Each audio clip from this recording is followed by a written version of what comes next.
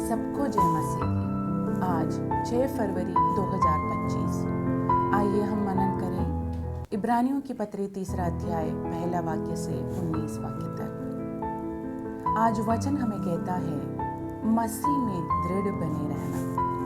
14 वाक्य में कहते हैं क्योंकि हम मसीह के भागीदार हुए हैं यदि हम अपने प्रथम भरोसे पर अंत तक दृढ़ता से स्थिर रहें।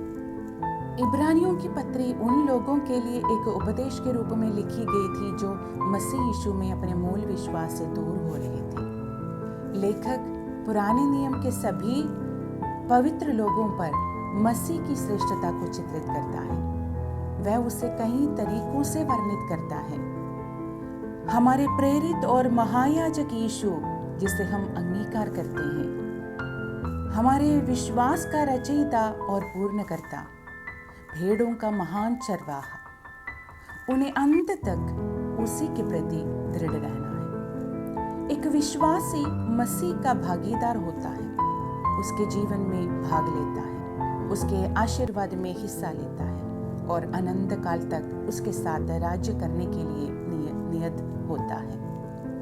तीमुथियुस की दूसरी पत्री 2 अध्याय 12 वाक्य हमें याद दिलाता है यदि हम धीरज से सहते रहेंगे तो उसके साथ राज्य भी करेंगे।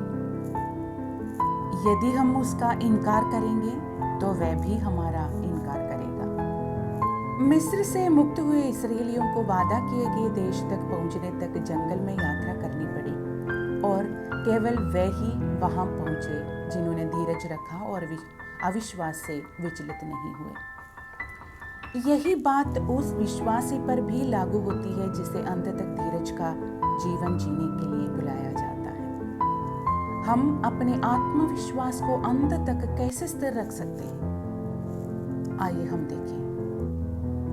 मसीह यीशु पर विचार करें जो अपने नियुक्त करने वाले के प्रति वफादार था। यीशु मसीह परमेश्वर के बुलावे और सेवकाई के प्रति वफादार होने का हमारा उदाहरण है। प्रेरित का अर्थ है भेजा हुआ।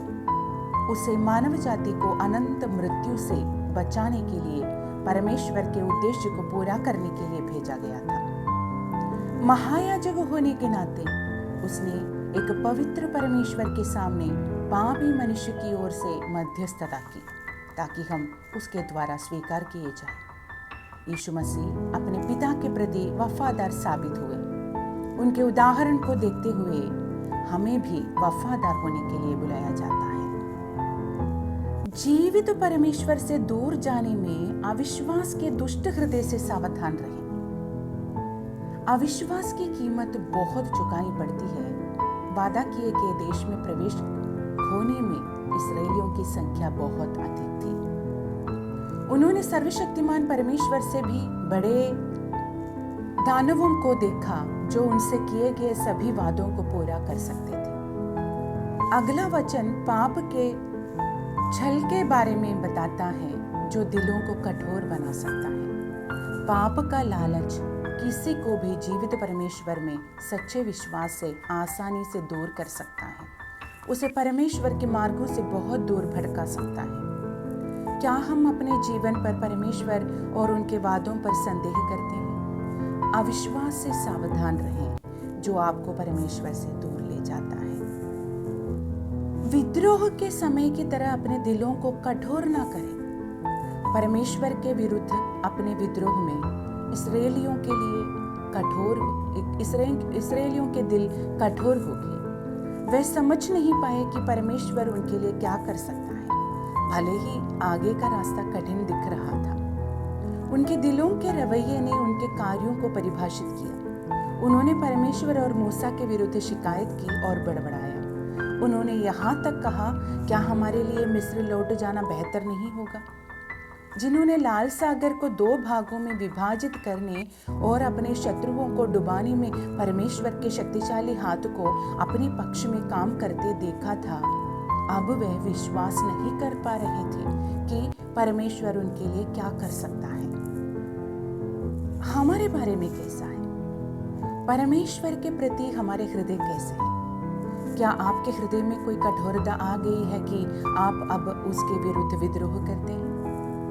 हमें अनंत दंड से बचाने और अपने राज्य में लाने में परमेश्वर की हमारे प्रति प्रेमपूर्ण दया को याद रखें। कुलुस्सियों की पत्री 1 अध्याय 13 और 14 वाक्य में कहता है, उसी ने हमें अंधकार के वश से छुड़ाकर अपने प्रिय पुत्र के राज्य में प्रवेश कराया, जिसमें हमें छुटकारा अर्थात पापों की क्षमा प्राप्त होती है। क्या हम आसानी से उस बहुमूल्य कीमत को भूल जाएंगे जो उसने हमारे छुटकारे के लिए चुकाई है?